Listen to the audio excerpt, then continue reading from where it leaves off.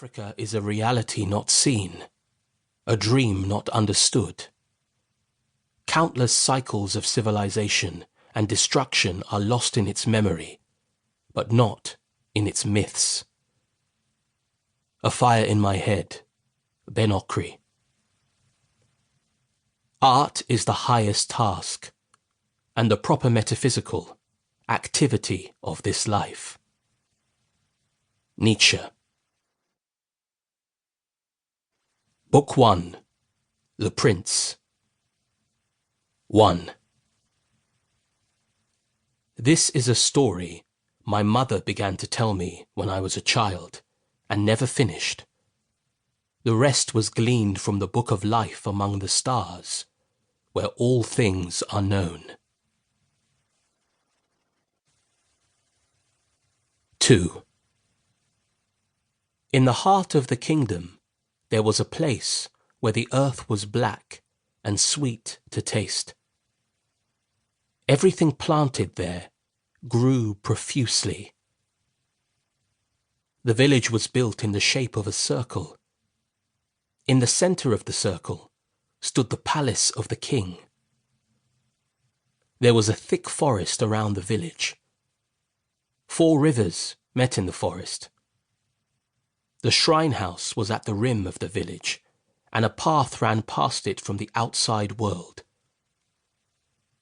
Those who dwelt in the heart of the kingdom lived in a magic dream, an oasis of huts and good harvests, in the midst of an enveloping world of trees.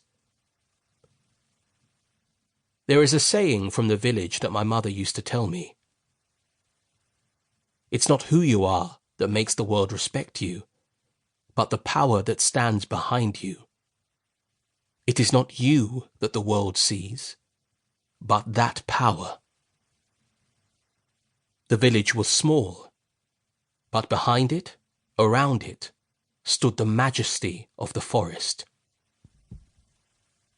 At night, it was rich with enchantments. In the day, it was sunlit green. A barely audible music rose from the earth. Gifted children could hear the trees singing. On certain nights, when the moon was white and full, like the perfect egg at the beginning of creation, the wise people said that the trees whisper stories into the abundant darkness. Those stories, they said, take form and wander the world. The people of the village rarely went into the forest. It was powerful and unpredictable, like the mythology of a strange god.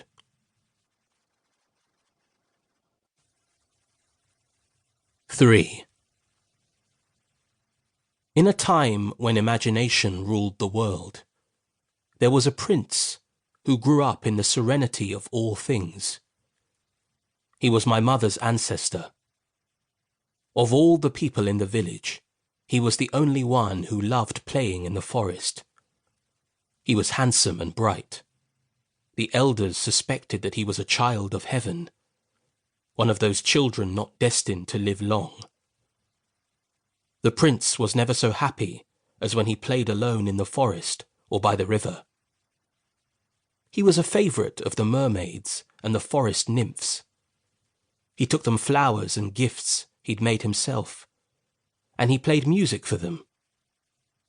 Because he was a child of heaven, he could do what he wanted, so long as he did not express a wish to die. The soothsayers at his birth predicted an unusual life.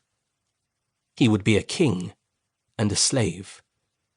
He would be sold like a goat, would fight in a war, would suffer like a great sinner, and live like a god. He would be the freest of men. The most baffling prediction of all was that he would die young in his old age, or die old in his youth. The elders expected him to be sickly, but he wasn't. He showed no interest in kingship. Politics bored him. He preferred working with the farm labourers.